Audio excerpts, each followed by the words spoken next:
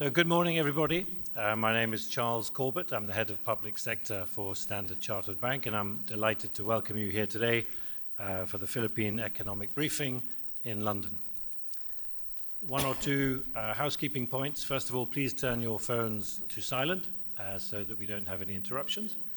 And secondly, you'll be pleased to hear that the event program and all of the slides that you'll see today will be available for download from the website of Banco Central ng Pilipinas on the Investor Relations Group page.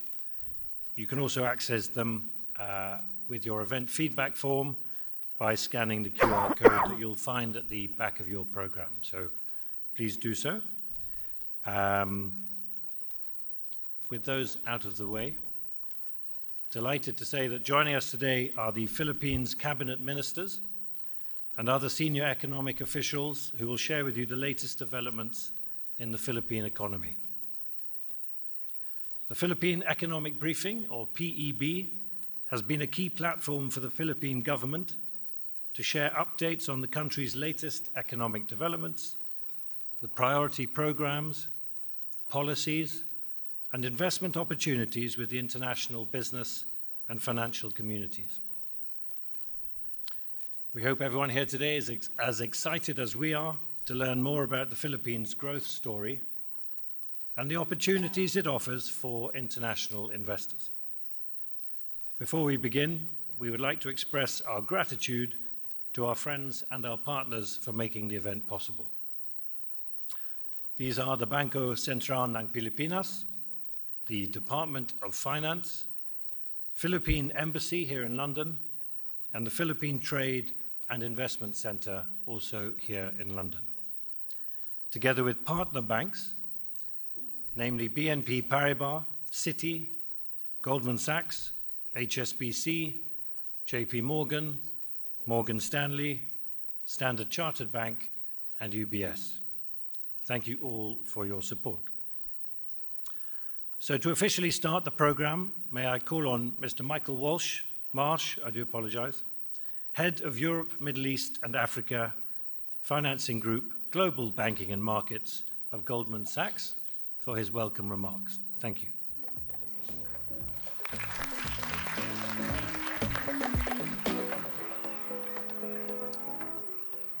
Thank you, Charles. That's a beautiful picture taken a long time ago. I sadly have less hair and it's grayer. Good morning, everyone. My name is Michael Marsh, or Michael Walsh, Head of Goldman Sachs EMEA Financing Group. It's my pleasure to welcome you all to our London offices. We're honored to have the opportunity to host the 2024 London Philippine Economic Briefing event, and we're delighted to see such a wonderful turnout. Such a turnout that hopefully we can accommodate everybody, but it certainly feels like a full and warm room. As Charles helpfully mentioned, today we'll have the opportunity to hear from the Philippines' distinguished ministers and senior economic officials on the Republic's economic outlook and investment plans for a future-ready Philippines. Philippines has been a highlight among the global emerging markets and global economies, and as you may well know, Philippines is expected to attain upper middle income status by 2025 and achieve high single-digit GDP growth in the coming years as per the country's latest economic roadmap. On the back of this growth momentum, there are a multitude of investment opportunities available in the infrastructure, renewable energy, natural resources, industrial and business services sectors. You'll be hearing more about these interesting and exciting opportunities during the course of today's events. So, without further ado, I'd like to thank you all for attending today. I wish you all well. And I'll now pass you back to Charles to introduce today's first speaker.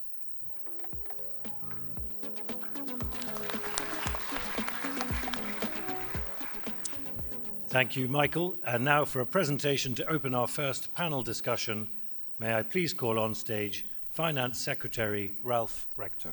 Thank you.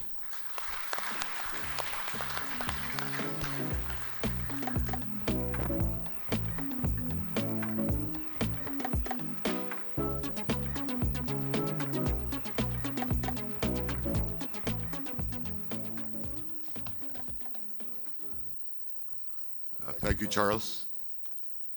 Fellow workers in government, friends and partners in the United Kingdom, and to everyone who came here and has shown great interest in the Philippines, good morning. Thank you very much for investing your time to know more about what the Philippines can offer. If there is one country that can stand witness to the best that the Philippines can give the world, it is most probably the United Kingdom. The presence of around 250,000 Filipinos here in the UK today is a testament to this, with more or less a fifth of them providing critical services to the British healthcare system. And let us not forget, it was a Filipina nurse in the UK who administered the world's first COVID-19 vaccine. This is a powerful symbol of what happens whenever and wherever you open an opportunity for Filipinos. We will always deliver. And this confidence extends to our growing economic partnership as well. For the first time in 5 years, the UK is our #1 source of foreign direct investment inflows. British investors brought 585 million British pounds of investments to the Philippines as of the end of July. This is 4,230% higher than the previous year. Moreover, the UK ranks as our 8th largest source of tourist arrivals. And 97 British companies currently operate in our economic zones. Incidentally, my hometown Batangas hosts the biggest British manufacturing registered business enterprise in the country. Clearly, our mutual beneficial partnership has played an indispensable role in the Philippines' growth story. And just like every trusted friend, let me give you some advice. If you're looking for a place to grow your business and make more money, I'd say choose the Philippines. Make it happen in the Philippines, because there's no other country in the world at this moment that holds so much potential to boost your investments. Let me tell you why. The Philippines is booming and has all the makings of a tiger economy. Despite fierce global headwinds and geopolitical tensions, we are among the best performing economies in ASEAN, with GDP growth averaging 6.1% since President Ferdinand R. Marcos Jr. took office 2.5 years ago. Major international organizations and multilateral institutions attest to our economic strength. Our credit ratings, too, have either been upgraded or reaffirmed by leading global credit agencies. All these are a strong vote of confidence in our sound policies, growth potential, and the decisive leadership of President Marcos Jr. And the Philippines offers clear, undeniable opportunities for British enterprises to grow and prosper in our expanding domestic market. Our labor force is strong and vibrant, with unemployment steadily decreasing. Currently, 49.2 million Filipinos are employed, and 62.4% of them hold formal, stable jobs. This is proof of an expanding middle class ready to drive consumer demand. The competitive advantage offered by our demographic sweet spot, a young median age population of only 25 years old, strategically makes us an ideal demographic partner for the UK, whose median age is 40. With our strong focus on education, high English proficiency, and a deeply ingrained work ethic, Filipinos are among the world's most highly sought-after employees. And again, you are a direct witness and beneficiary to this. We are committed to continuously upskilling our workforce through our artificial intelligence strategy roadmap to fully harness their talents and ensure that they can power up your forward-looking industries. Additionally, our inflation rate has steadily decreased, reaching its lowest level in 4 years. Our whole-of-government efforts, such as the reduction of rice tariffs, is expected to keep inflation within our target band for the next 2 years. This certainly creates a more favorable investment climate. Low and stable prices will speed up the growth of our already robust domestic demand, with household consumption accounting for more than 70% of our economy. With our favorable domestic inflation outlook, our central bank was the first in ASEAN to start its monetary policy easing. To date, we've cut our interest rates to a total of 50 basis points, creating an even more conducive environment for growth, and more rate cuts are expected in the coming months. Price stabilization has also allowed our central bank to slash 250 basis points on the reserve requirements across all financial intermediaries, injecting more liquidity into the financial system to boost investment in our capital markets. With these favorable factors, the Philippines is expected to ascend to upper middle income status next year. And by 2030, we are projected to become the world's 13th largest consumer market. Fast forward to 2075. According to Goldman Sachs, the Philippines is projected to become the world's 14th largest economy, outpacing France and just 4 notches below the UK. Coupled with the strong potential, our commitment to prudent economic and fiscal management ensures stability for British enterprises. We have a clear and proactive strategy for fiscal consolidation that takes into account ongoing external developments. And the good news is that we are on track with our targets to reduce our deficit and debt gradually in a realistic manner, while creating more jobs, increasing incomes, and decreasing poverty in the process. The euro market has been a vital source of financing for the Philippines, with our bond offerings consistently attracting exceptional demand. This strong appetite has enabled us to tighten pricing and trade above our credit rating. In fact, in 2020, we made history by issuing our first ever zero-coupon euro bond. It certainly makes strategic sense for us to increase our financial integration, especially as we enter into JP Morgan's bond index soon. We also recognize that investor confidence is further strengthened by improving our institutional governance. This is why we put great emphasis on the transparency of our borrowings. This principle has earned us the top spot in a recent global ranking on debt transparency, achieving a nearly perfect score. Meanwhile, British investors can surely find assurance in the Philippines' resilience to trade wars, supported by our hefty overseas remittances, increasing tourism receipts, and growing BPO revenues. These, along with our low external debt and an all-time high gross international reserves, should keep our currency stable and resilient. The Philippines' banking system strength and stability are also indisputable, with capital adequacy and liquidity coverage ratios well above global standards. Adding to all of this is our stable political environment. Having a president that is very popular, with a strong political capital and a friendly foreign policy. The president himself has been our primary marketer, engaging the rest of the world to form alliances. Under his leadership, our investment landscape has never been more liberalized and welcoming to partners from around the globe.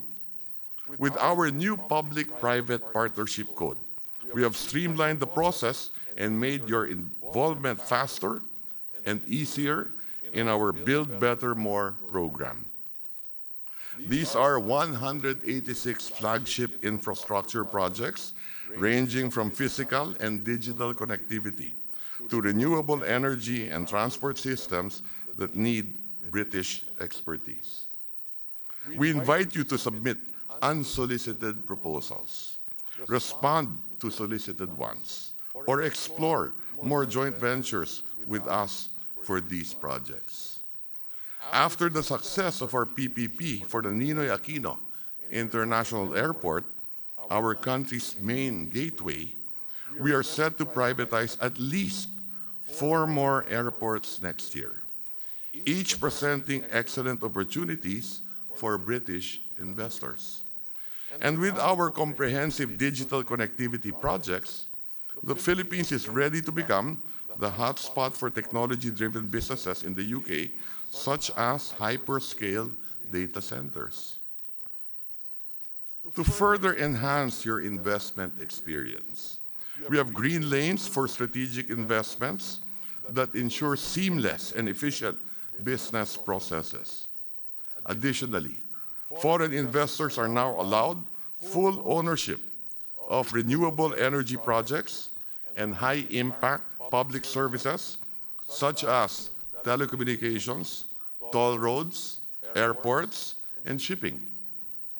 We are also aware that the UK has expressed strong interest in taking part in the Luzon Economic Corridor, the future logistics and manufacturing super hub of the Philippines and eventually of Asia. This will be a perfect nexus for British investors involved in manufacturing, semiconductor supply chains, renewable energy, and sustainable agribusiness. To facilitate your swift entry and positioning in this strategic corridor, we will enact anytime soon the new amendments to our fiscal incentives regime known as Create More. This policy is specifically designed to address your concerns and tailor fiscal and non-fiscal incentives to meet your specific needs. For example, we have further streamlined business compliance by reducing documentary requirements. We have also resolved VAT concerns by exempting export-oriented enterprises from paying value-added tax. For projects with investment capital exceeding 199 million British pounds, Create More offers a very competitive incentive package. Under the enhanced deductions regime, registered business enterprises benefit from a reduced corporate income tax rate of 20%. Additionally, the maximum duration of tax incentive availment will be extended by 10 more years, from 17 years to 27 years. For labor-intensive projects, this can even be extended for another decade. Registered business enterprises will likewise benefit from 100% deduction, or in effect, 200% deduction on power expenses, significantly cutting costs for the manufacturing sector. This incentive bodes well for the sector's ongoing robust improvement, as demonstrated by the Philippines' recent Purchasing Managers Index in manufacturing of 53.7, the highest among 5 ASEAN countries and our strongest performance in 2 years. The tourism sector also stands to gain with an additional 50% reduction for reinvestment allowances on priority tourism projects or activities. Another significant reform to watch for is our proposal to reduce the tax on stock transactions from 0.6% to just 0.1%. This will lower friction costs and align us with our regional peers. The proposal works in tandem with other reforms that will harmonize and simplify our tax structure on passive income, financial products, and its transactions. And I could go on and on. The list of transformative reforms in motion is very extensive to make us stand out as the most hospitable economy for British enterprises. And we are committed to working non-stop until good becomes better and better becomes the best for business. I am confident that today's discussions will leave you with no doubt about the predictability, stability, and sustainability of doing business in the Philippines. We also brought here with us Filipino business leaders to show you how the Philippines is a place where your money grows and your business prospers. And rest assured, if you have more concerns, I will also personally do the hand-holding to make it easier and more profitable for you to invest in the Philippines. As I have mentioned earlier, it has been long proven. Just give Filipinos the opportunity and watch them deliver their best. So I'm urging you to bet on us, make the wise decision to invest in the Philippines, and we will deliver. With that, I hope to see all of you in the Philippines very soon. Mabuhay ang bagong Pilipinas.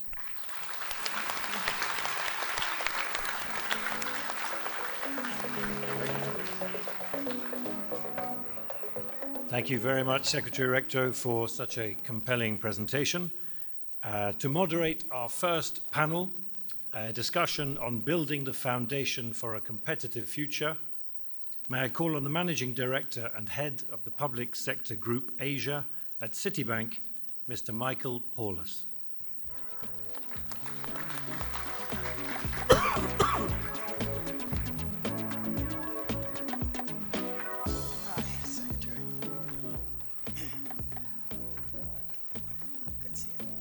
Good morning, everyone. Well, I'm delighted to be back for the PEB and to join you here in London as the moderator of the first session. Our distinguished panelists will discuss the Philippines' macroeconomic landscape and growth trajectory.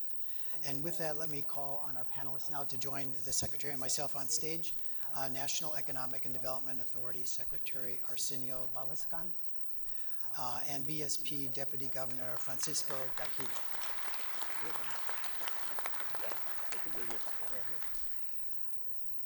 Before we begin, I'd also like to recognize our resources persons that are sitting in the second row here down front. Department of Budget and Management Undersecretary Joselito Facilio, Bases Conversion and Development Authority President and CEO Joshua Binkang, Clark Development Corporation President and CEO Agnes Devendara, and finally, Land Bank of the Philippines President and CEO Lynette Ortiz. So with that, welcome everybody and good morning. I think we'll get started, get the ball rolling with the first question to Secretary Recto.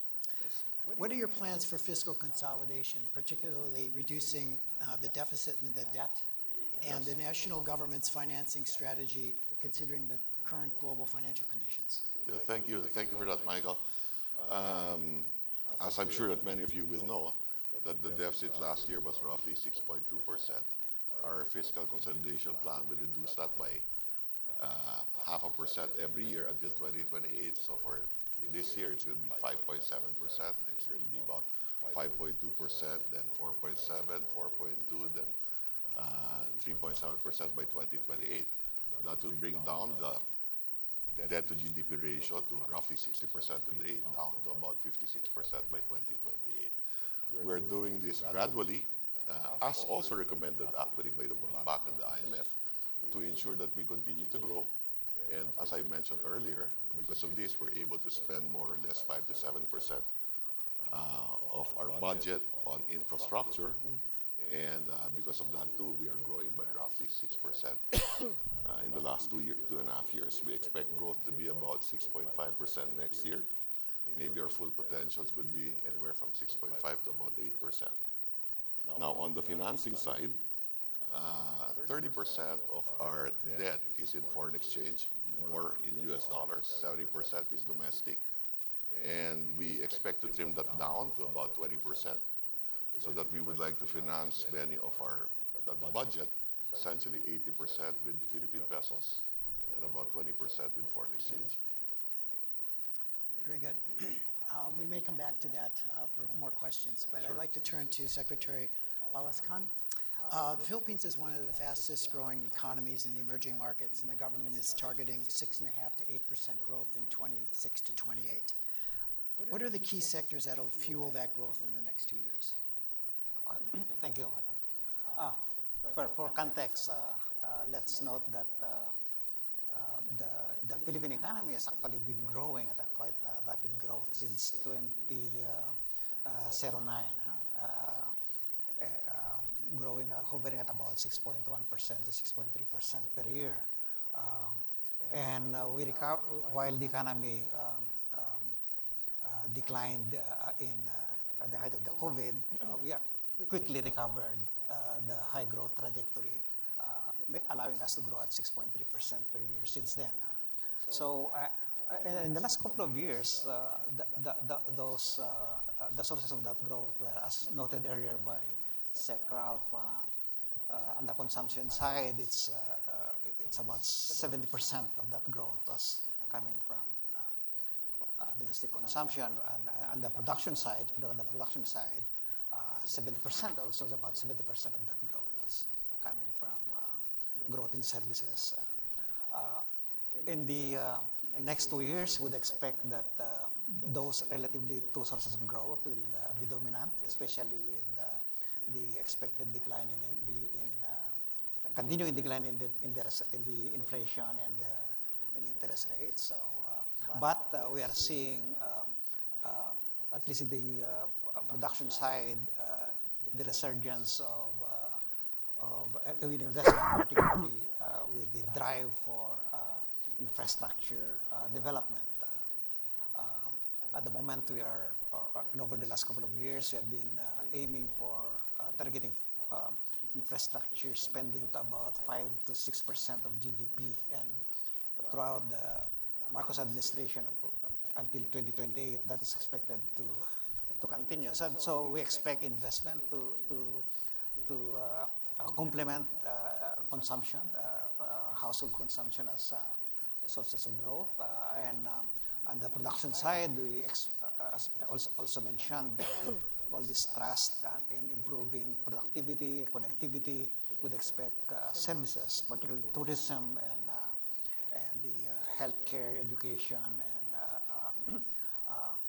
and the ICT and creatives to contribute to that growth. We are also investing quite heavily on food logistics, and so we expect agribusiness to recover from quite a anemic performance in the last couple of years. So there, I think that we'll see more robust sources of growth in the coming 2 years, the next 2 years, especially as the economic environment, the policy environment gets improved. Michael, it's worth also noting that the Philippine economy doubled in the last 10 years, from 2014 to 2024. And that was during the time that you had low interest rates. And we're growing the same time now with the higher interest rate environment. We expect those rates to start going down next year. So I think we would be able to hit more or less the government targets for 6.5% next year. Very good. Secretaries, I'll come back to follow-up questions on this a little bit more. But first, I'd like to turn to the Deputy Governor. I have a two-part question. The BSP hit its target of digitizing 50% of retail payments last year. The question I have is, what is the next phase for digital payments in the Philippines? And the second part of that is, what are the opportunities for investments in the sector, particularly any insights that you could provide for British investors that have interest in the Philippines? So thank you for that very important question. Actually, the pandemic showed to us the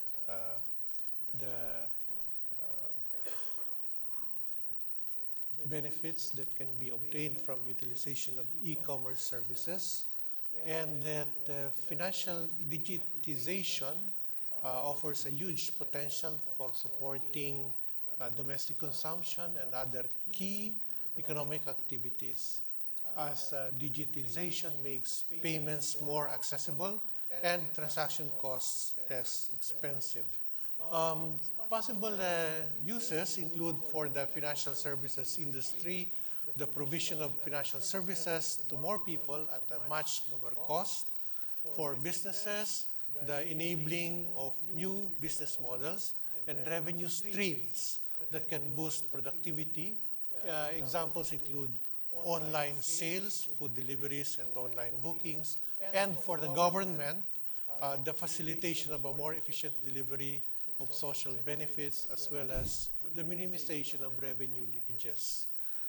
We at the BSP believe that increased and efficient use of digital payments support economic growth and financial inclusion. For example, active e-money account holders have grown significantly by 50% just in 2023 to 70 million individuals, up from just 46.6 million in 2022. And as can be seen in this slide, we've actually achieved our 50% target. In 2023, the share of digital payment transactions to the total volume of retail payments has risen to 53%. If you compare that to the pre-pandemic level, it was just at 14% in 2019. But we do not want to stop there. Our target is to raise this share to between 60 to 70% by end 2028, and this is included in the Philippine Development Plan. With this, the strategic objectives that support the increased share include the digital payments transformation roadmap for the BSP. We also are undertaking our cybersecurity roadmap and financial services cyber resilience plan, as well as a national strategy for financial inclusion, regulatory sandbox framework, and open finance framework. So if we go back to the history of the increase in the digital payments, a lot of that was largely from high frequency, low value retail transactions, including merchant payments and person-to-person transfers, such as remittances. And if we now look at the opportunities over the next few years, we see that this will also come from those factors that will help boost growth in digital payments. And with this, we have our relaunch, for example, of our QHPR program, which is the Philippines QR code standard for payments. And this includes our so-called Paleng QR Plus program. Paleng is coming from the vernacular from palengke or market. And the objective is to promote e-payments among market vendors, public transport drivers, and other merchants. And this initiative is expected also to enhance financial inclusion, as the program will allow us to broaden our reach, particularly to the underserved communities. Our other initiatives in the pipeline include further development of retail payment systems, including a direct debit payment scheme and the request to pay services scheme. We are also pursuing expanding the enhancements in cross-border payments, and this is very important for our overseas Filipino workers. This envisions bilateral links of our InstaPay with other countries' instant payment systems. And in this respect, we are discussing with Malaysia and Japan, these are ongoing discussions, in the development of bilateral linkages. At the same time, the BSP has officially joined Project Nexus, a project of the BIS Innovation Hub, which aims to enable cross-border payments by exploring a multilateral approach to linking domestic instant payment systems. And this cross-border payment initiative would enhance the facilitation of remittances, tourism, and trade within the ASEAN region. But, we already have 5 current participating countries, including Indonesia, Malaysia, Singapore, Thailand, and the Philippines. And in terms of perhaps investment? This would be the possible areas for investment, mainly coming from opportunities in retail payments. I see, okay. Thank you, Deputy Governor. Secretaries, I'd like to come back to what you were both talking about before and delve a little bit deeper into the growth drivers, et cetera. So Secretary Recto, what amendments to the CREATE law specifically address concerns from British investors? Yeah. For exporters, number one, we ensure that if you are an exporter, you won't have a problem with getting a refund for VAT, because what we did is we are now exempting you. So there's no VAT to be refunded because you're already exempted. And of course, based on the Create More law, you will have a 5% gross income tax rate. So that's very low. And that's a one-stop shop. That is the tax for the national government, the IPA revenue, and also the local government units. For the domestic, as I did mention earlier, and you have that for anywhere from 17 to 27 years. 4 to 7 years of those will be income tax holiday.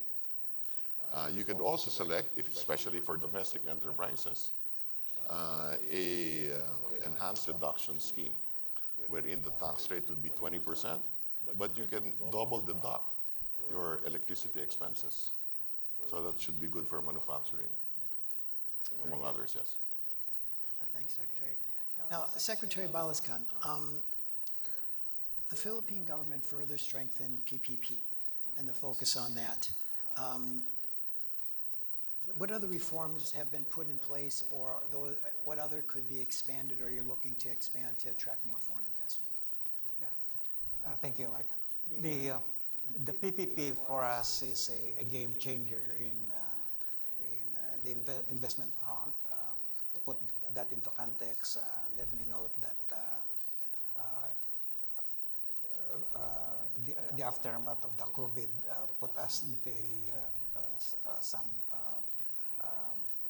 limitations on our fiscal space, but the need for public investments as well as broad investments requires that we have to expand the sources of those investments, and we see that the private sector is an important player for this. So we have had an existing framework PPP, but then the BOT law that was in existence for about 3 decades was quite limited. It did not provide enough incentives for the private sector to participate in particular public infrastructure projects.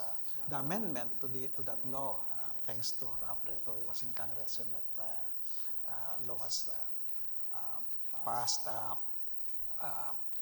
reformed the existing regime for PPP, providing stability and transparency to the system, establishing or enabling the institutions implementing PPP to adhere to certain international standards for public-private partnership.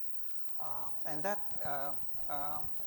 law became effective last year, and the response of the public, of the investment community so far has been been very strong. For example, there are now 214 projects that are being implemented, worth about $63 billion US. There are about 173 projects that are in the pipeline, worth roughly $56 billion US. And these are in various areas of the economy. 1/3 of those are in connectivity. The rest are in health, education, water and sanitation, food logistics, agribusiness, energy. And so we see the opportunities here, especially for the businesses, companies in UK to participate in that scheme. Apart from the PPP, there are many other initiatives. Actually, they were summarized earlier by Sec Ralph, aimed at opening up the economy to foreign investments. as a student of economic development for the last 30, 40 years, I've not seen any better in the time period in our past better than what is now in terms of the attractability of the Philippine economy for foreign investors. We have opened up a lot, and many are still in the making to further reduce the ease of doing business in the country, or I mean, improve the ease of doing business in the country and reduce the cost of doing business in the country. The amendments to the Foreign Investment Act, the Retail Investment Act, the Renewable Energy Act make the economy open to 100% foreign equity as opposed to the previous periods when those were restricted to only 40% of foreign equity. So, and we are doing many more to further improve that. So I think this is a good time for investors, not just in UK, but in all possible players in the world to come and invest in the country. Sounds very exciting, a lot of new opportunities. Deputy Governor, let me turn to you. Could we get your outlook on inflation, considering the emerging risks that you might see on the horizon? Okay, thank you. Actually, let me begin by putting the developments and inflation in perspective. Actually, it's not just the BSP, but many central banks around the world that face challenges coming from a sequence of supply shocks post-pandemic. And these shocks have threatened to change the dynamics of the role of different components of the CPI in inflation. And we have responded through our policy tools to prevent price pressures from becoming entrenched and to prevent inflation expectations from becoming disanchored. As a result of our interventions on the monetary front, as well as the government's non-monetary interventions to address supply imbalances, we now have inflation easing to 1.9% in September. This is significantly lower compared to the 3.3% inflation that we have seen in August. And in this chart that we are showing to you, we direct your attention to the so-called risk-adjusted inflation forecasts, which now stand at 3.1% for 2024, 3.3% for 2025, and 3.7% for 2026. Actually, what's important here is that even as the so-called risk-adjusted pass is still rising, headline inflation is now projected to settle within the government's 2 to 4% target range over the policy horizon. And there we focus especially on 2025 and 2026. So with that, after maintaining the policy rate at 6.5% for 9 months, the Monetary Board has now reduced the target reverse repurchase rate by 25 basis points in August and a subsequent 25 basis points also in the October meeting. And that decision was again based on latest forecasts showing inflation within target over the policy horizon. And again, that within target inflation outlook supports a shift in the BSP's stance towards less restrictive monetary policy. Nonetheless, because of the upward bias in the inflation outlook, monetary authorities will continue to closely monitor the emerging upside risks to inflation, including from geopolitical factors. And in the latest policy statement of the Monetary Board, the board mentioned maintaining a measured approach in the easing cycle to ensure price stability conducive to sustainable economic growth and employment. Thanks, Deputy Governor, and thank you, Secretaries. What I'd like to do now, before we end up closing, is to open it up for any questions from the audience. If you have a question, please raise your hand, wait to be acknowledged, and please state your name and affiliation and who the question is directed to, please. I think we have somebody here on the front left.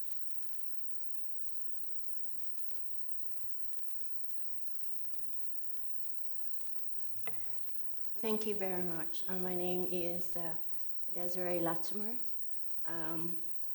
and my question is addressed to the Department of Finance.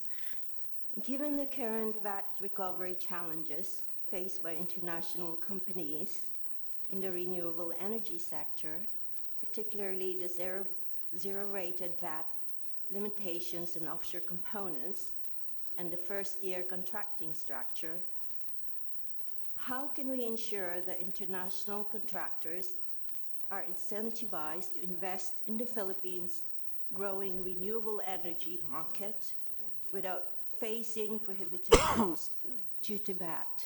Thank you very much. Thank you very much.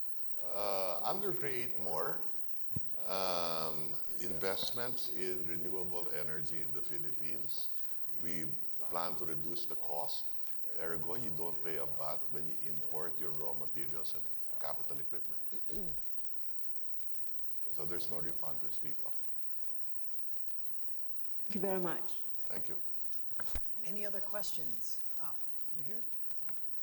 Yeah, Chris Nelson, British Chamber of Commerce. I'm very interested to know what further areas of ease of doing business that you would like to highlight and any other particular legislation that may get passed to facilitate for us to get more companies to do business in the Philippines. Thank you. Directed to all, sir, but I would say Secretary Rector or can answer. Thank you. Thank you. Many things have been done insofar as ease of doing business. We passed a law, ease of paying taxes. And I'm sure that Chris knows as well that you have the Green Lane strategy, which will be further expounded later on by our Economic and Investment Czar, Secretary Frederick Go. Let him expound on that a bit later on. Thank you.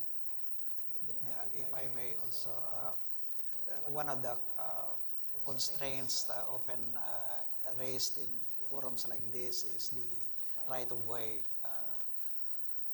problem, the difficulty of acquiring assets for public investment programs or even private sector programs. And what we are doing, the Congress is now doing now is to pass a law, and we are expecting that that law will be passed before the end of this current session,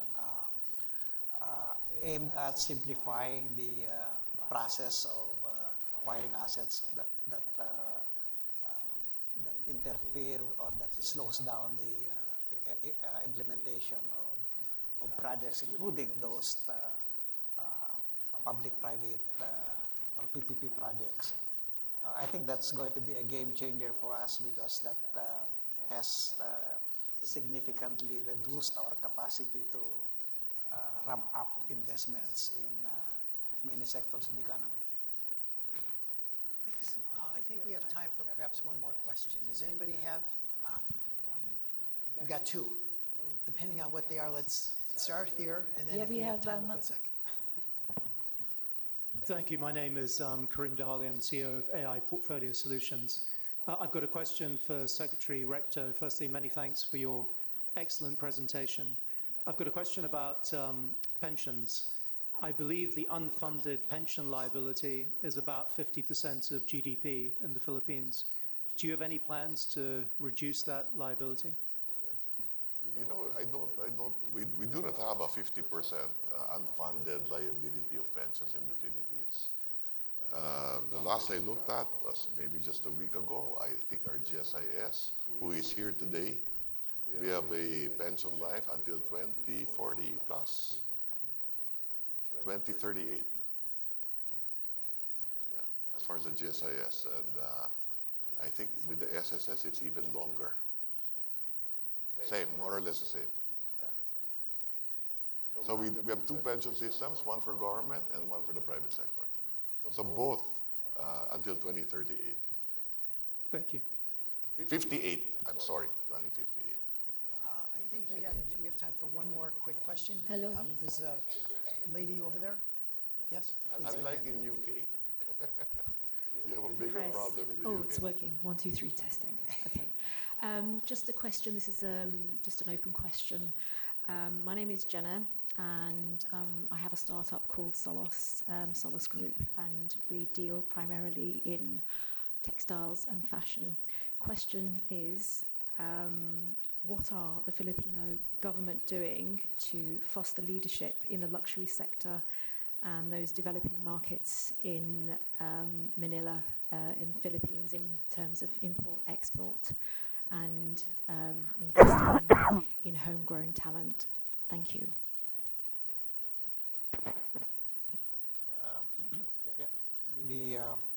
We mentioned earlier these policy reforms, particularly legislative reforms to open up the economy. We actually also had passed a law that reduced the capital requirement for foreign investors, including those in the luxury items, no? So that even smaller companies could come in and participate in the local economy. So the intention is really to bring in as much investment as possible, because that's the only way we can reduce or we can improve the quality of jobs available in the country. Our unemployment rate is already very low, something similar to what you have in the developed countries in the UK. But what is not right at this time is the quality of jobs in many of these the sectors of the economy. We need massive investments to improve the quality of jobs, so that the levels of well-being of the workforce and Filipino households would improve, and that will sustain the momentum that we have lined up for the economy in the coming years. Thanks. Unfortunately, I know that there are other questions, but we're going to have to leave it there. We've run out of time, but people will be, the officials will be around after the formal presentation and formal discussion, so please feel free to contact them. And with that, Secretary Recto, Secretary Balascan, and Deputy Governor, thank you very much. And please stay on stage for a quick photo, and then we'll move on. Thank you. Thank you. Thank you.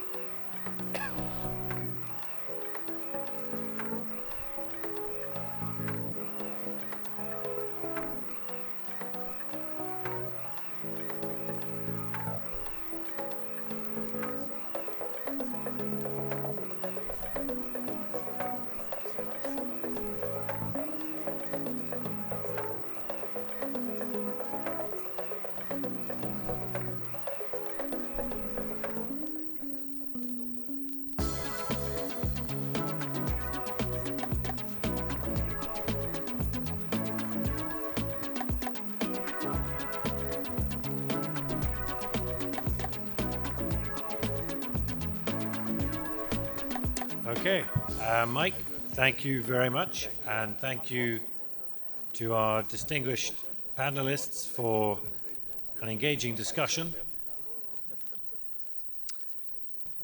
So to give his reaction to the first panel discussion, I'd like to call on the head of Public Sector EMEA for HSBC, Mr. Himesh Patel. Thank you.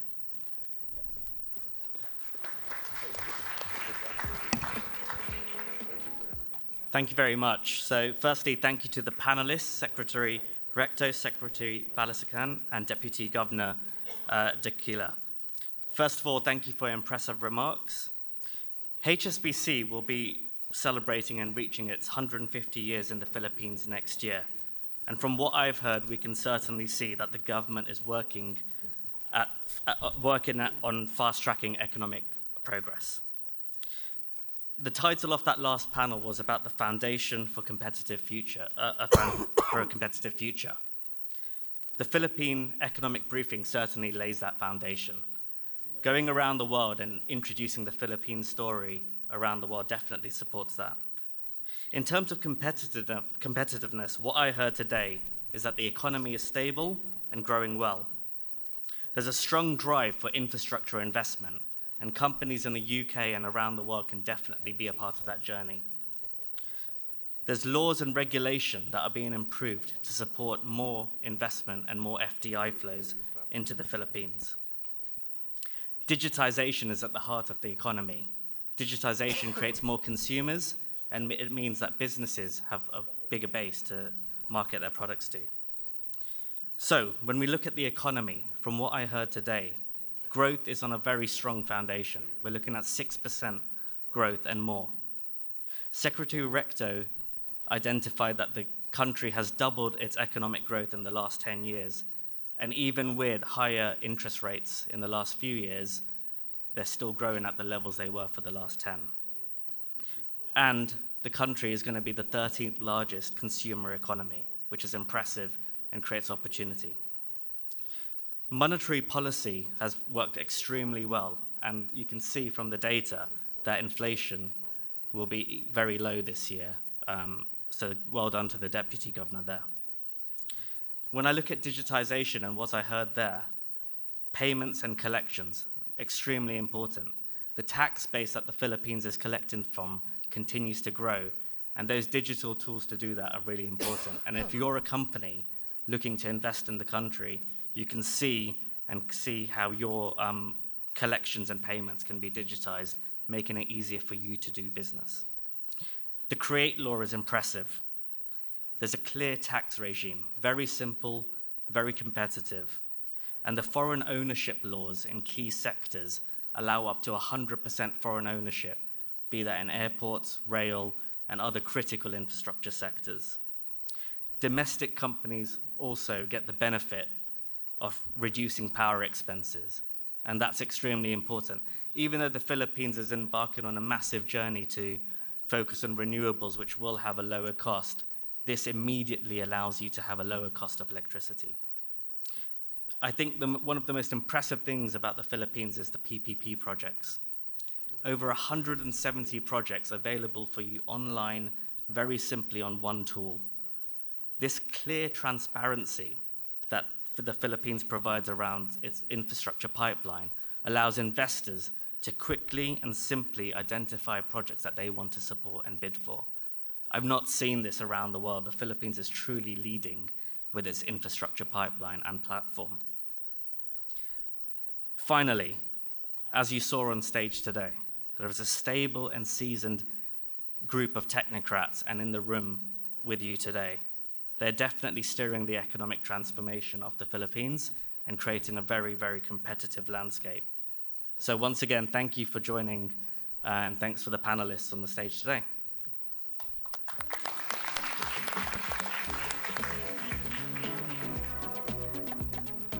Thank you, Himesh, for sharing those insights with us. Now, to moderate our second and final panel discussion on catalyzing growth, innovations, and strategic investments for a future-ready Philippines, I'd like to call on the Head of Debt Capital Markets, CEMEA for BNP Paribas, Mr. Alexis Tafandochilk.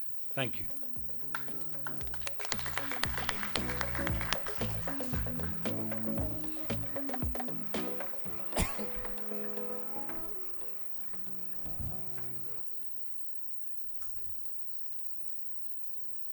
Thank you very much, Charles. Good morning to the audience this morning. It is a great honor to be hosting the second panel this morning, and thank you for all the people allowing us to organize this event. I'd like to call on stage a very senior delegation to join me on this panel. I would like to call first Special Assistant to the President, for Investment and Economic Affairs, Secretary Frederick Goh.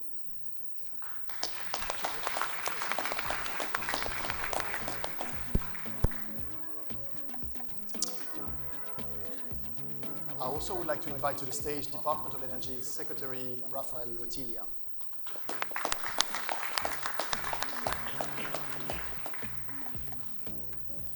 And last but not least, I would like to welcome on stage Philippine Economic Zone Authority Director General Tereso Banga.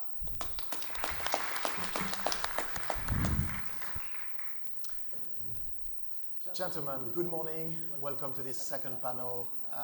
It's an honor to be with you this morning. You heard the first panel focusing more on the competitive opportunities, and in your session, what I would like to do is to focus the spotlight on innovation and investment opportunities in the countries.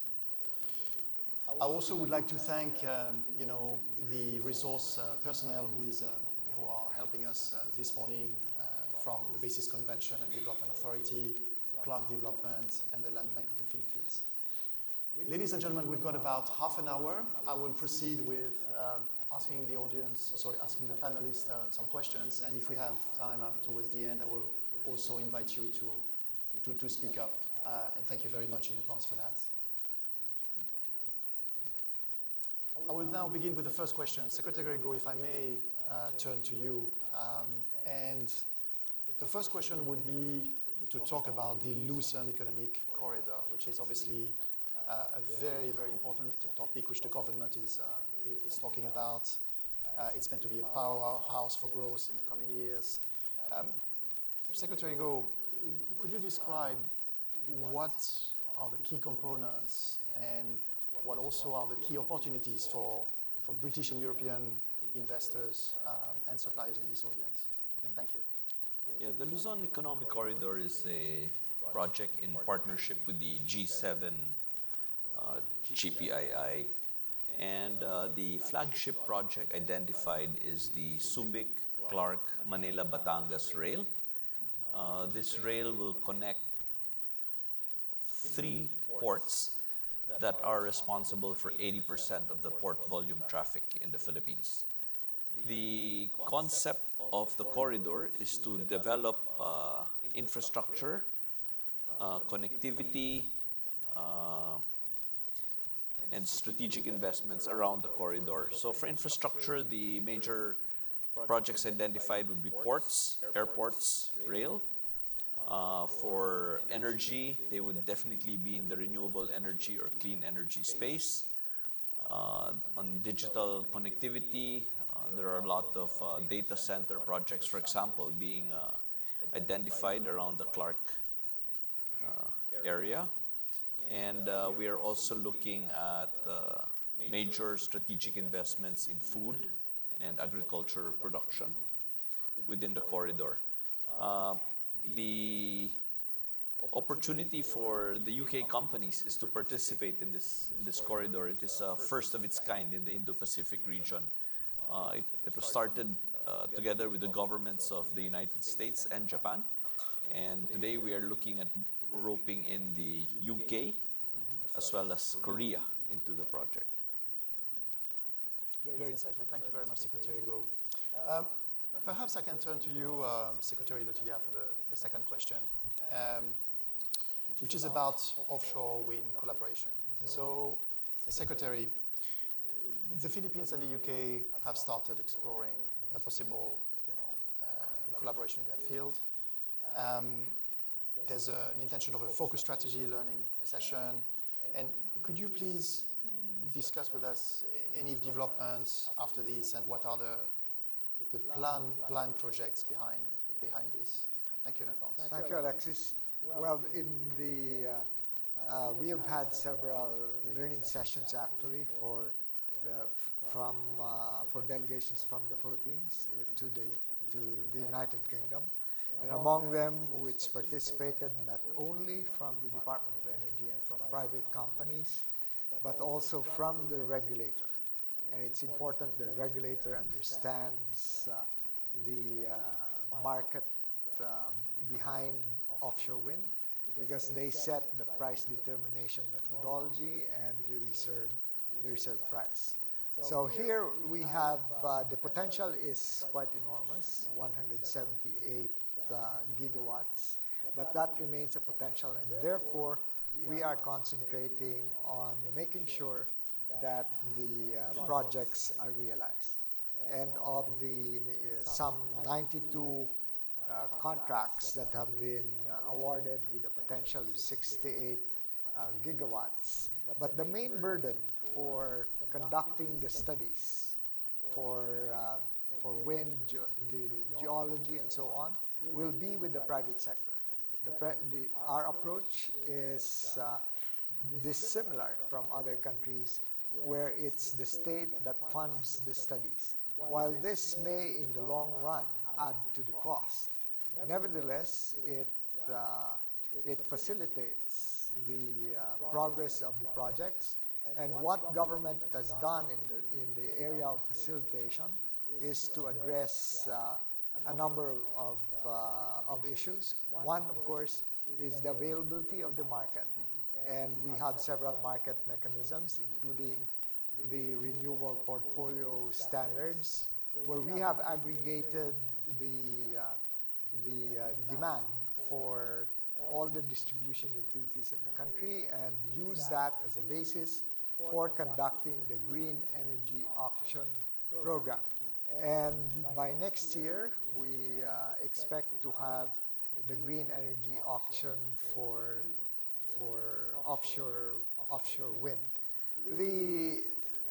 In the case of the developers or service contractors, they also have the option of selling to the wholesale electricity spot market, or they can participate in the competitive selection process for the power supply agreements of the different distribution utilities.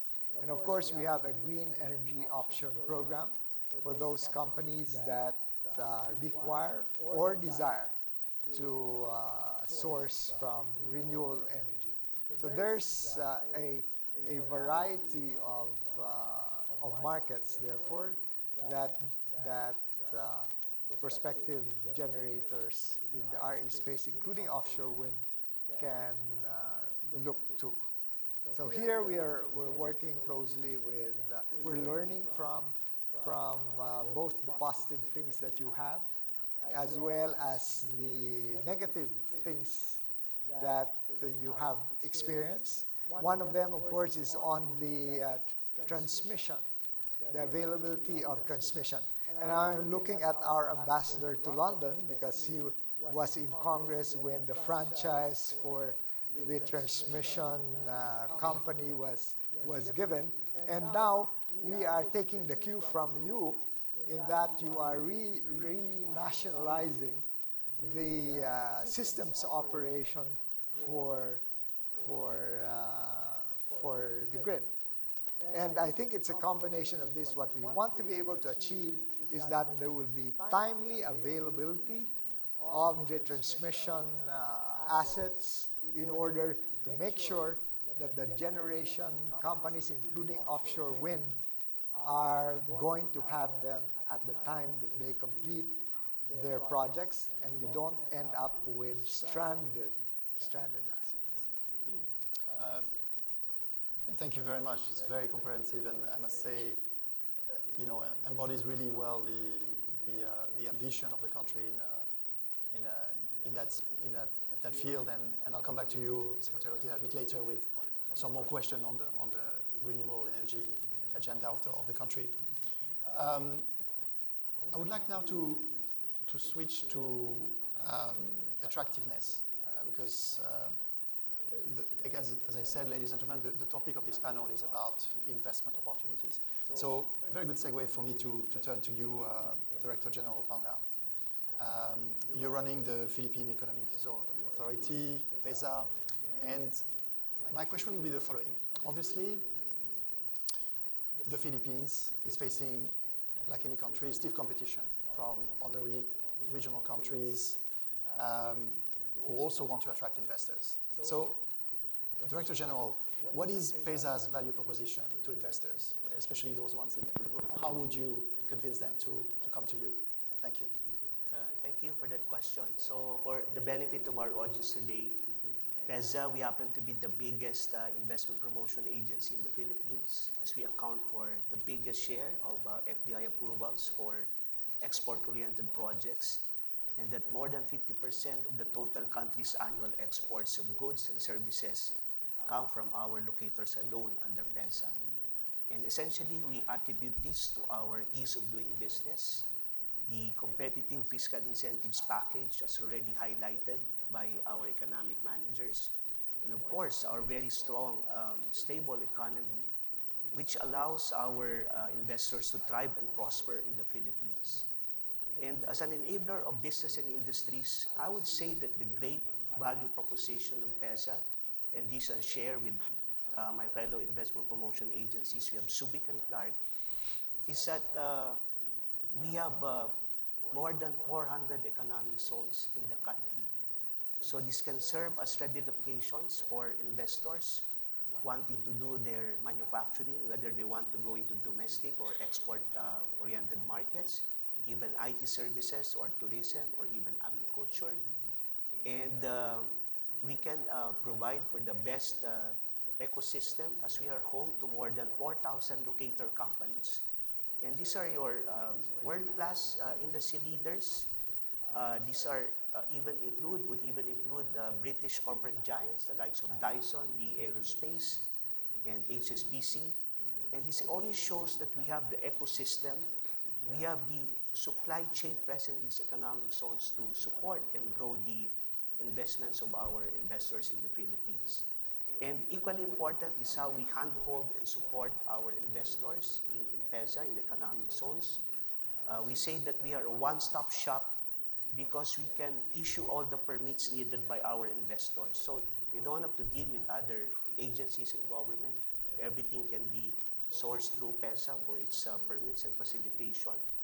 And apart from that, we're also a non-stop shop. So meaning we provide 24/7 service to our locators to ensure the seamless, efficient movement of their import and export shipments. And it's because of this ease of doing business measures that we are cited by Bloomberg as a unique factor for FDI attraction in Philippine government.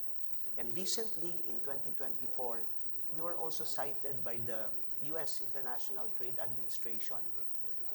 This is in 2024 for regulatory reforms, our ease of doing business, one-stop shop, including all utmost service for our locators.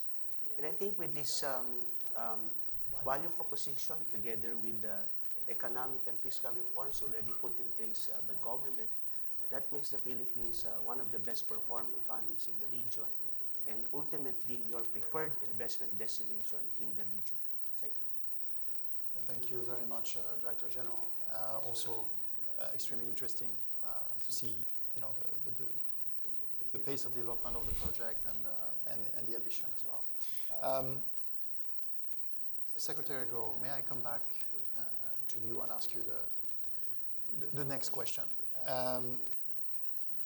Secretary Go, I would like to talk about the Green Lane Endorsement Initiative.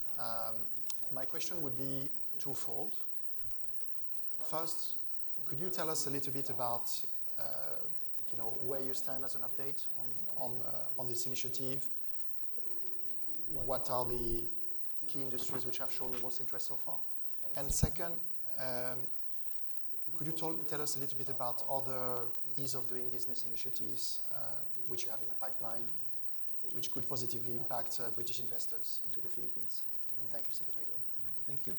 On the Green Lane for strategic investments, we have already registered 162 projects with a total value of 4.5 trillion pesos. About a large majority of that is in the renewable energy space, the clean energy space.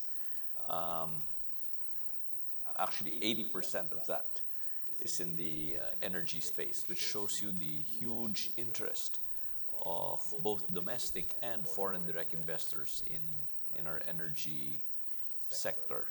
Of course, that's largely driven because there's a lot of opportunity to play in that sector.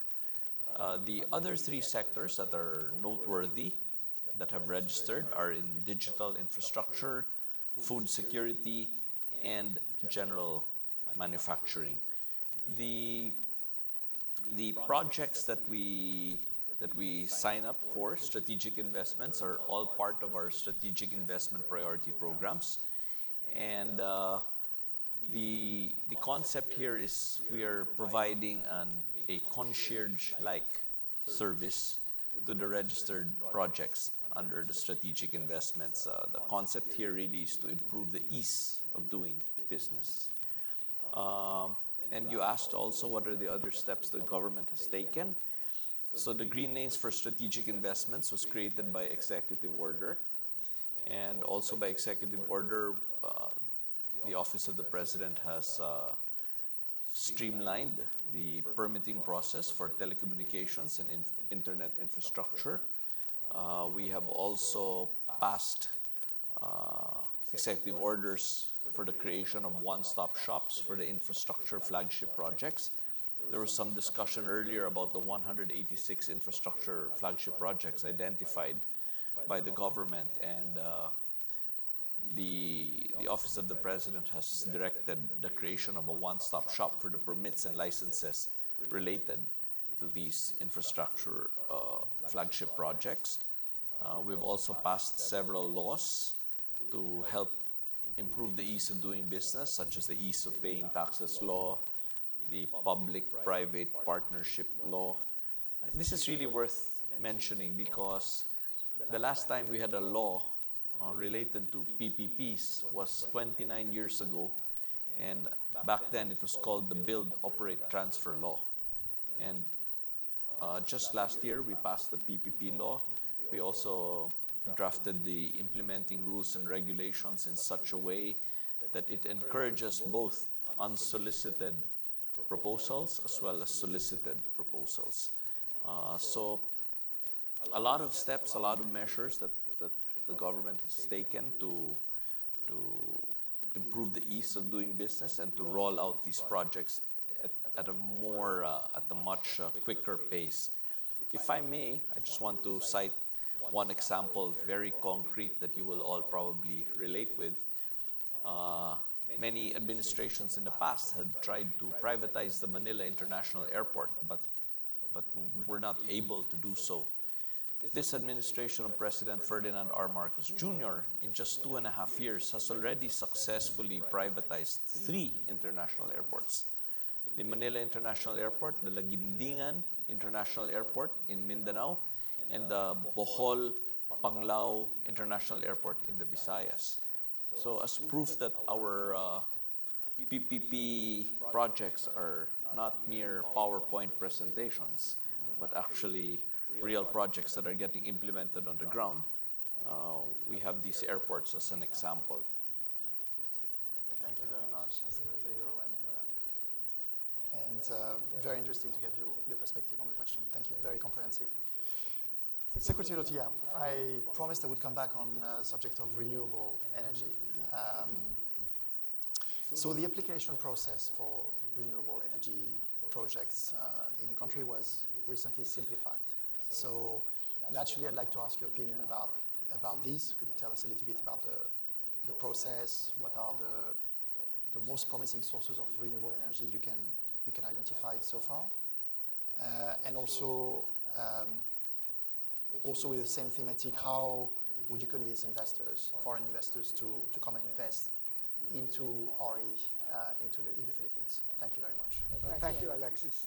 On the single biggest reform or change that we have effected is actually to provide a longer runway for the actual implementation activities of renewable energy service contractors. Now, a service contract for RE is for a 25-year period. So we carve out or excluded from the 25 years the feasibility studies or feasibility activities that are conducted. For example, if they need to conduct wind or solar studies and geological studies, then that's carve out. So those activities are given 3 years for geothermal, hydro, onshore and offshore wind, whereas for floating solar, that's 2 years, and then for ground-mounted solar, it's for 1 year. So we want to be able to afford an opportunity to service contractors to do more during the implementation stage itself. There are other things that we have done. Among them that relates, for example, to the previous question you had about offshore wind was the provision for port support. So government has committed to provide the development of 3 ports for offshore wind for some of the front runners for the offshore wind projects. Besides the 3, there are 2 other ports that will be, with the assistance of the Asian Development Bank, will be conducting pre-feasibility and feasibility studies. Then there is, of course, the tenurial rights over the seabed and over public land as well as private land. So the Department of Environment and Natural Resources is working with the other agencies in order to facilitate the conduct of the environmental clearance certificates, the issuance of the ECCs for the pre-development stage in a simplified manner. And then the actual conduct of the feasibility activities is also the subject now of a memorandum of agreement between the Department of Energy and the Department of Environment and Natural Resources. So we have taken into account the concerns of the service contractors. For example, in the case of the permitting from the local government units, what has taken place is that the government agencies concerned, including the Department of Interior and Local Government and the Ease of Doing Business agency, are getting together to have a model local ordinance, which then will provide a uniform template as far as requirements and processes for permitting at the local levels. We want also to ensure that there is, of course, consultation with the indigenous communities, where a number of the renewable energy sources are located. And here, there is, with the recent transfer of the National Commission on Indigenous Peoples to the Office of the President, then we expect a better coordination with the indigenous communities as well in the issuance of their permits, and free and prior informed consent where necessary. So we pay a lot of attention to that. Right. Yeah. No, look, thank you very much, Secretary Tia. Again, renewable energy, again, at the center of the development strategy of the country, and it's very good to have your insight. And please. We're pleased to see the strong interest that British companies have in the renewable energy space in the Philippines. Yeah. And that's not only in offshore wind, but in solar and in a number of others. So we're working on addressing together the issues relating to the risks that investors have.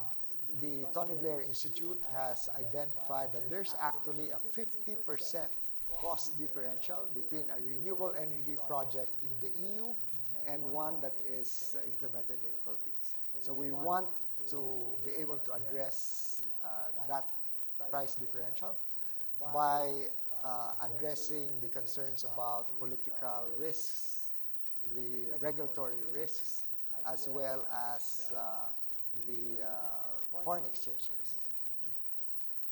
Thank you very much. Thank you very much, Secretary Tia. Ladies and gentlemen, I think we've got about 5 minutes. So what I would like to do is to ask perhaps a last question to you, Director General Ponga, and then after that I'll turn to the audience.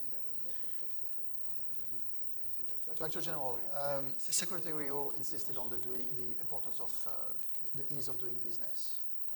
Secretary Otia just insisted again on the importance of the strategy towards renewable energy, source of energy to fuel the economic growth.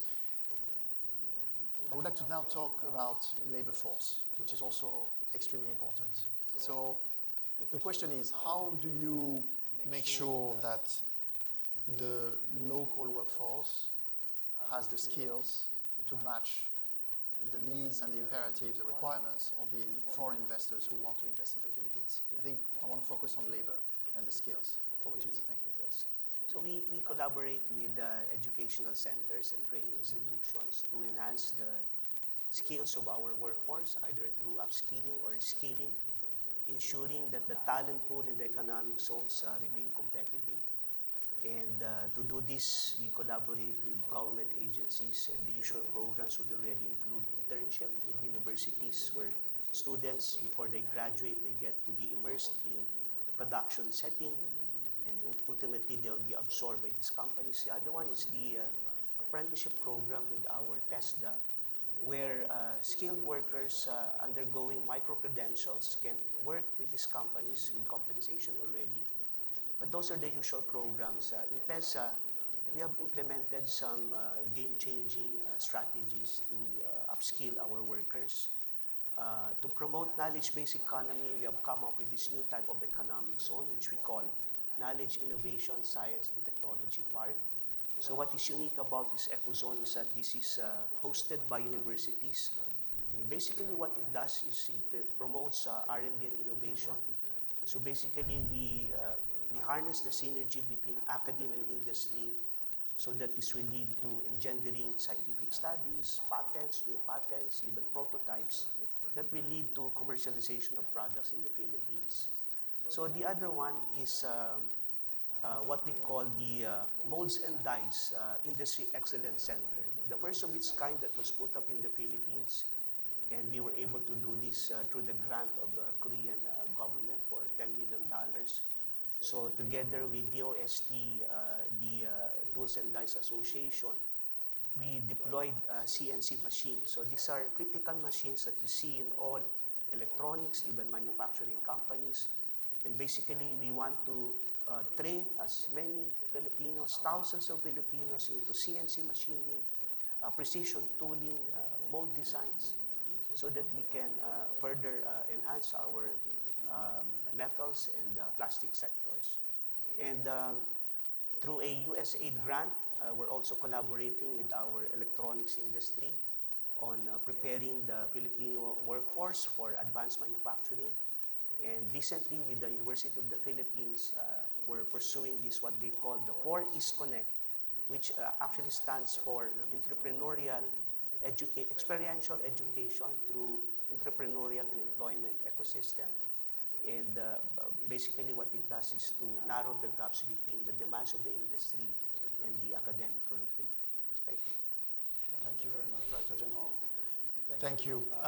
As promised, ladies and gentlemen, I would like to give you the opportunity to ask a question to the panels. We have about 5 minutes, but I will make time. I think perhaps 1 or 2 questions. So please identify yourself, and if you could kindly ask to whom you would like to ask a question.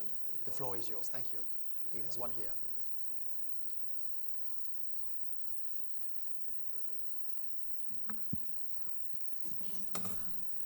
Sorry, it's not working. Yes, my name is Rafael Andicho, born in the Philippines but residing here in the UK. First of all, I would just like to say congratulations to the wonderful progress, and it was a wonderful insight as to what's been presented this morning with all of the initiatives. I suppose my question is, with the trajectory of where the country is progressing to 2075 and beyond, what are the initiatives is the country looking into to address pollution, green gas emissions, and the ever-present climate change, because these are all the key factors that will actually enable the country to sustain and maintain this progress moving forward towards the future. Thank you, Secretary Alexis. If I may. Well, the first, to me, the first priority is energy security. Our country, if we are to sustain the 6.5% growth trajectory, needs power. And that means we need every watt that is available right now. And unfortunately, 7,000 megawatts of our installed capacity right now of our coal-fired power plants, which are 10 years or younger. So this will be part of our transition story. We must not ignore that there will be such plants that are in place, as well as almost 5,000 megawatts of natural gas, which we see as a transition fuel. Now, for the rest of the sources of growth for energy supply, the reason why we are putting emphasis on renewable energy is because it's not imported, and despite the fact that it has a higher cost initially, in time we expect that it will become more affordable for the country as a whole. So our projections is that the aspirations are that we will have 50% of renewable energy by 2040 and 35% by 2030. And these are our guideposts insofar as the renewable energy program of the Philippines is concerned. Please take note, the Philippines does not have a net zero commitment at this point. And that's because we don't want to be hypocritical and say that we're going to have net zero by 2050 if, in fact, given that we don't have transition financing available right now to build all the necessary transmission assets, as well as the renewable energy generation assets, then we would have to calibrate our pace and be part of the transition. It doesn't mean that there are no initiatives in the Philippines in the private sector regarding transitioning to renewable energy. In fact, it's not only a regional leader, but also a global leader in terms of the voluntary steps that the private sector has taken in order to come up with better alternatives to coal-fired power plants. Thank you very much. One last question, sir. I'm Charles Hardy of CS Hardy UK. I've been doing business between UK and Mindanao for over 30 years. Two quick questions in relation to PESA. What percentage of the 427 PESA locations are in Mindanao, and what's the plan for expanding that before the end of the current president's term? And in relation to the Mindanao railway system, what's the current status, and what's the progress again you see in the next 3 years? Thank you. Thank you for that question. So I mentioned that we have 427 economic zones operating all over the country, and about 25 eco-zones are located in Mindanao. So essentially, it's still Luzon-centric. So the plan of PESA under the current administration is how we can spread out eco-zone development towards Visayas and Mindanao. And we see a lot of potentials in Mindanao. So right now, although they're essentially centered to agriculture-based production, there is one economic zone there now that will cater to manufacturing, the one located in Panabo. So hopefully this will lead to more companies operating in Mindanao. We're looking at not just manufacturing for export and domestic markets, but also even IT, where we now see the likes of the Mosaland putting up more IT centers. So there's a huge potential for Mindanao, and what we need really are more investments going into this area, and this is where we call on our UK investors to try and see the potentials of that island of the Philippines in Mindanao. Thank you. Oh, sorry. And the Mindanao railway system current status? Yes. There is this JICA study, we call it container highway. So basically, it will connect all the ports via the highways so that there will be efficient movement of cargoes. So because of that, we anticipate that this will bring in more investments into that area, particularly this time into manufacturing. More than bananas and canned pineapple, where we're now the #1 biggest producer of canned pineapple, we want to diversify into even electronics in that island of Mindanao.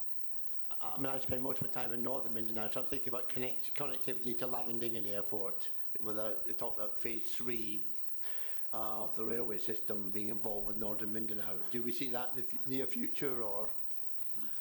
Yeah, maybe I can answer the question. Now, in the last NEDA board just last week, we approved the construction of the superhighway that cuts straight down from Cagayan de Oro all the way down to General Santos City. That was just approved in the last NEDA board meeting. As far as the rail is concerned, the phase 1, I believe, is the one that is currently being undertaken. Thank you. Okay, thank you. Thank you very much, Secretary Go. I think we've reached the end of our panel. The first thing I would like to do before we remain on stage and I think invite you to a closing photography, I would like to thank you, esteemed panelists, Secretary Go, Secretary Otilia, Director General Panga. It's been an honor and a privilege to listen to you. Thank you very much for providing so much substance and insight into the Philippines growth story. Thank you very much, ladies and gentlemen.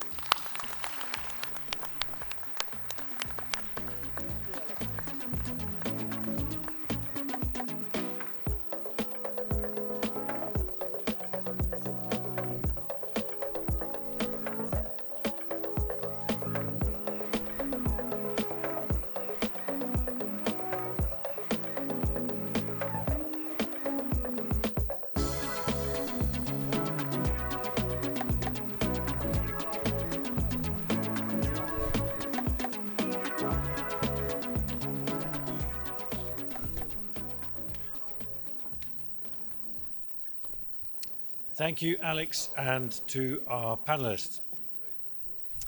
So, ladies and gentlemen, you've now heard from two distinguished panels of government officials. To me, it's very clear. The Philippines has created opportunities for investment. They have taken concrete steps to facilitate your investment, and now they're looking forward to welcoming UK companies to invest in the Philippines. To share a testimonial on how their company is doing business in the Philippines, please join me in welcoming to the stage the Chief Executive Officer of Prudential Philippines, of PruLife UK, Mr. Sanjay Chakrabarti.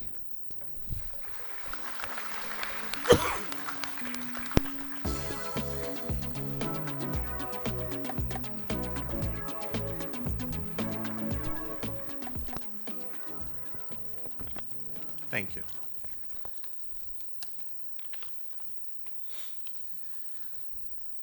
Very pleased to be here.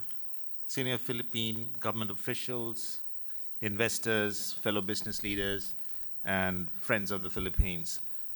I would like to start by thanking the Philippine government for this opportunity to share my experience working in this dynamic business landscape as the CEO of PruLife UK, which is essentially Prudential Philippines.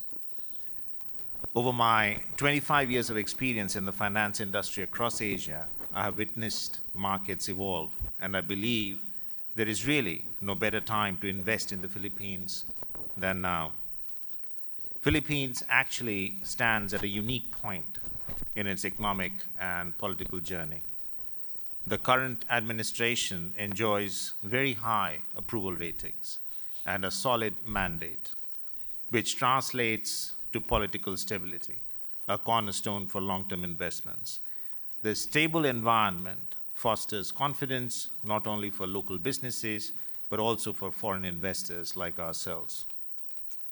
The Philippine government has also made remarkable strides in rationalizing the business regulatory framework.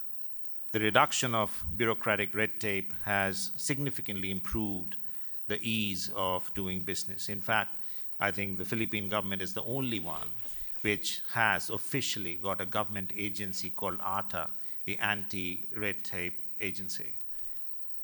The reformative approach creates a fertile ground for foreign investments, making it simpler for companies like ourselves to operate efficiently and bring new products to the market quickly. If we have to talk about economy, that's truly a testament to the Philippines' resilience and growth potential. We heard about it. The country's economic growth is among the highest in the ASEAN region, second only to Vietnam.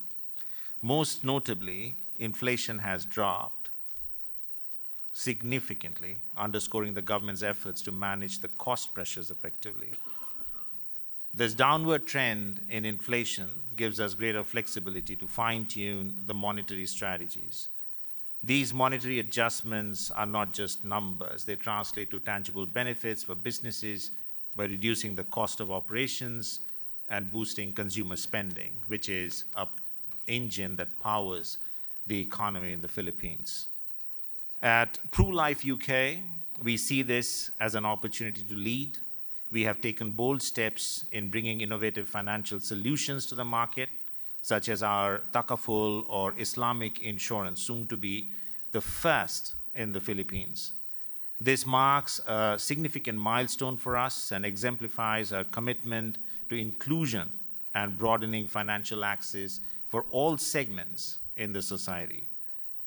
Speaking of milestones, PruLife UK or Prudential Philippines has become a true made in the UK, exported abroad success story. In this journey of growth and innovation, it is important to remember the foundational moments that shaped our parent company, Prudential, into what it is today. In 1848, 176 years ago, Prudential was founded as the Prudential Mutual Assurance Investment and Loan Association in London. And from those humble beginnings, it began offering essential financial products that made insurance accessible to ordinary people. Another key moment came in 1923 when Prudential began its first overseas life operation in Calcutta, India, the city that I'm from, highlighting its vision of becoming a global leader in insurance. Fast forward 1994, we opened up our headquarters in Hong Kong, and since then we have served, or we continue to serve, 18 million customers, largely in Asia and Africa, across 24 countries. In the Philippines, PruLife UK has stayed committed to excellence in insurance and financial services, and we have worked tirelessly to provide innovative solutions tailored to the needs of the community. We have risen to be the #1 company in the Philippines in terms of annual new business premiums or actual yearly sales. We have 38,000 strong agency force, the largest in the country. And this is not just about market dominance, it's about creating job opportunities and empowering Filipinos to build rewarding careers in financial services sector. The Philippine market offers boundless opportunities for growth, driven by a young, tech-savvy population that's eager for digital solutions. At PruLife UK, we are leveraging artificial intelligence, which is an area of focus in the Philippines, to transform customer experiences and streamline our operations. We believe technology is crucial, but equally important is our commitment to the human touch, ensuring that while we innovate, we never lose sight of what truly matters, our customers, and our bigger mission to provide financial protection to every Filipino. And that's basically the heart of everything we do. In closing, I'm incredibly optimistic about the future of the Philippines. The combination of political stability, progressive economic policies, a growing middle class, and a government committed to creating business-friendly environment makes this nation as an ideal destination for investment. If you're looking for a market that is dynamic, resilient, and ripe with opportunities, then Philippines is definitely your destination. Please feel free to reach out to me if you have any questions. Happy to take them. Thank you so much. Thank you.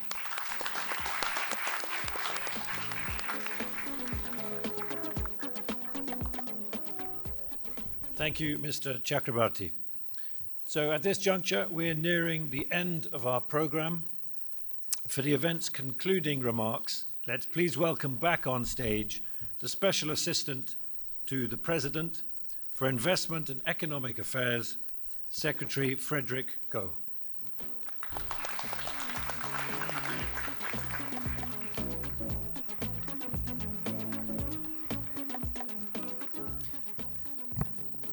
Distinguished guests, friends and partners in the UK, private sector participants, fellow workers in government, ladies and gentlemen, thank you for joining us and sharing with us your precious time this morning.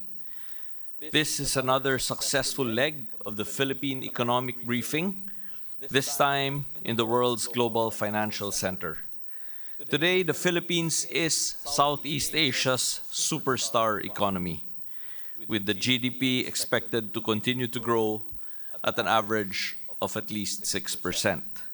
Inflation dropped to 1.9% in September, and this is a testament to the success of the economic team's efforts to tame inflation and maintain overall price stability. Indeed, the future looks bright. The Philippines boasts of a young English-speaking workforce with an average age of 25 years, and that is positioning us to move up to an upper middle income economy classification before 2026. These strong macroeconomic fundamentals support President Ferdinand R. Marcos Jr.'s thrust to drive an investment-led economy. With a clear roadmap for growth, as highlighted in our panel discussions this morning, we are swinging the doors wide open for high-value investments. Our policy framework for foreign direct investments is the most open and liberal it has ever been. Through landmark legislations, we have liberalized various sectors, including renewable energy, retail, air transport, shipping, toll roads, telecommunications, among others. Through our green lanes for strategic investments, we are transforming the way we do business by expediting the issuance of permits and licenses for strategic investments across sectors. We have also reformed the country's public-private partnership law, which encourages greater private sector participation and simplifies and expedites the approval process. With the support of our improved PPP framework, we continue to pursue high-value investments in public infrastructure. Under the government's massive Build Better More program, we have 186 flagship projects with a total value of over 9 trillion pesos that are primed and ready for your investments. These projects are the backbone to our nation's future. In the next 2 weeks, the much-awaited Create More bill will be signed into law. This is a landmark legislation that strengthens fiscal and non-fiscal incentives to attract global firms to invest in strategically important sectors. It will streamline the approval of investments, clarify what is taxable and not, simplify VAT value-added tax refund, and restore predictability in the regulatory environment. The much-awaited passage of Create More has already attracted the interest of several big-ticket UK investments. Our investment promotions agencies, several of them are here with us today, include the BCDA, the Clark Development Corporation, the Philippine Economic Zone Authority, and the Board of Investments. They are all ready to welcome foreign direct investments from the UK. We have discussed also earlier about the Luzon Economic Corridor, and we are very excited about promising collaborations between the Philippines and the UK for the corridor. The briefing this morning provided a view of what the Philippines can offer.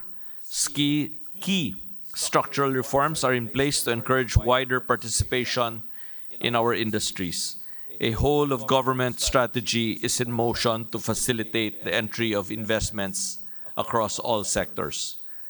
We have a few key focus sectors such as energy, particularly renewable energy and clean energy, tourism, semiconductors and microelectronics, as well as electronics, minerals, mineral processing and mineral extraction, particularly that of nickel and copper, food and agriculture, pharmaceuticals and medical devices, and the steel industry.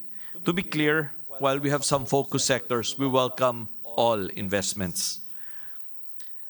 So, my office was created to be of assistance to investors. My job is to improve the ease of doing business. Together with our investment promotion agencies, we are creating a team to hopefully serve as a one-stop shop for all of you. And I learned something new today. We can also be non-stop agencies. So working 24/7 for our investors. And indeed, this is the best time to do business in Southeast Asia's economic superstar. Thank you again very much for your time this morning.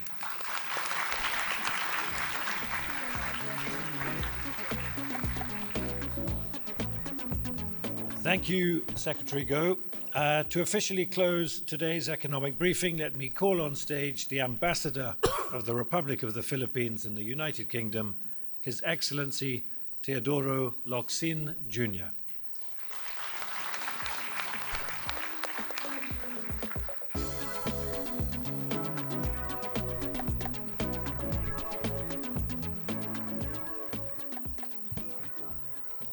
Well, thank you. What guests I've had here, you've said it all crystal clear.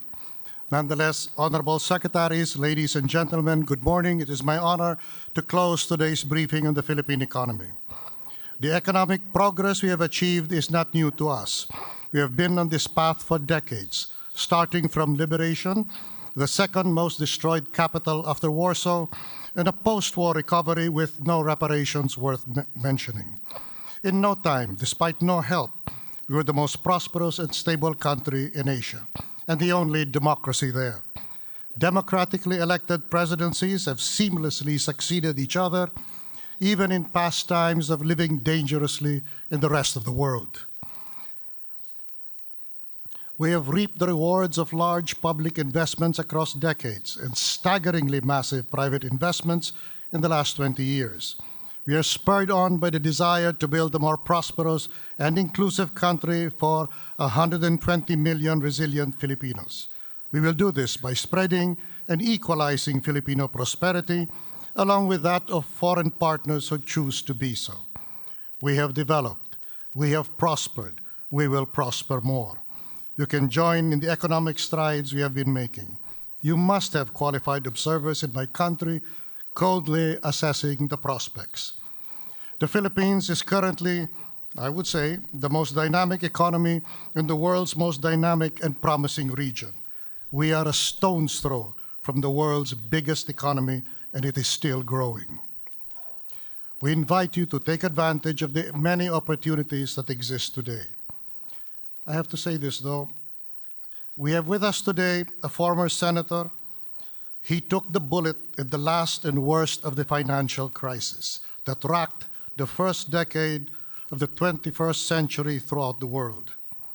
Upon instructions from a president and professor of economics, Senator Ralph Recto took the lead in crafting and getting enacted the steepest increase in ever of taxation, We in Congress followed his lead and graciously let him take all the credit for which he paid the highest political price. Thank you, Secretary Rector, for saving our country. Sorry for the last part, but we, your friends in the lower house, are politicians. The result, the IMF declared the Philippines the best performing economy in the 2008 global financial crisis. As a matter of principle and historical fact, the Philippines has never reneged on its obligations, be they foreign or domestic. They've all been paid to the last dollar. Our word has always been our bond. We even legislated. The Create More bill just passed Congress. It will be signed shortly by the President. It spells out concretely the conditions for granting the most generous fiscal incentives package in ASEAN. No moving targets, everything nailed down, nothing left to whimsy. I invite you to follow in the footsteps of British companies that successfully expanded their businesses in the Philippines. Among them, HSBC, BE Aerospace, Diageo, GlaxoSmithKline, Unilever, and of course Prudential, which provided their testimonial today. British investments have a respected history in my country dating back a century. Before I conclude, allow me to thank our host, Goldman Sachs, for providing today's venue. I thank you all for taking the time to join us. I hope it's been worthwhile and that you have found sanguine synergies between our country and your interests. The Philippine Embassy will nurture these connections. Have a wonderful day ahead. Thank you.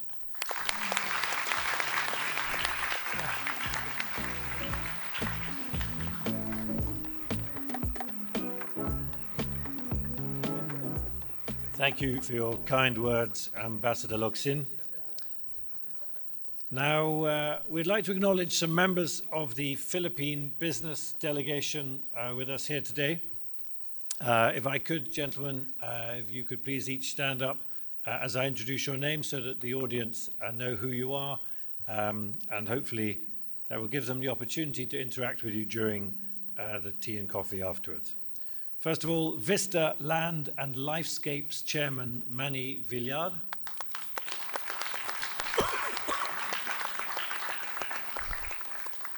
Converge ICT Chief Executive Officer Dennis Uy.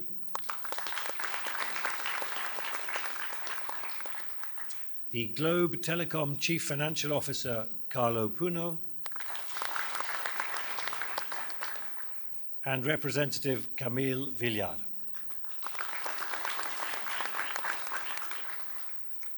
Thank you all, and again, please do take the opportunity to interact with our ladies and gentlemen from the business delegation after the session.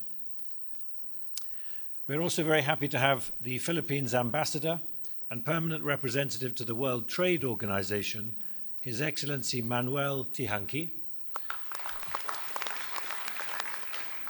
Your Excellency, thank you for joining us today. So this has been a very productive morning, I'm sure you'll agree, and we're grateful to all of our speakers and our panelists. We'd like to thank again the Banco Central ng Pilipinas, the Department of Finance, the Philippine Embassy in London, and the Philippine Trade and Investment Centre in London. Also a big thank you to our partner banks, BNP Paribas, Citi, Goldman Sachs, HSBC, JP Morgan, Morgan Stanley, Standard Chartered Bank, and UBS. We're also thankful to all of you guests here today for your keen interest in getting updated on the Philippines economy and its investment landscape. It's been a pleasure hosting the event this morning, and I hope everybody leaves with a greater sense and understanding of the Philippine economy. Think growth, think Philippines. Now, before you leave, I think it's probably the hardest task I have of the morning. No Philippines economic briefing would be complete without a group photo. So if I could please ask the audience to converge on the middle benches here in the middle of the auditorium. And if I could please ask for the moderators and speakers to please gather here at the front here. And believe it or not, we will have a group photo from the stage into the audience. Thank you very much.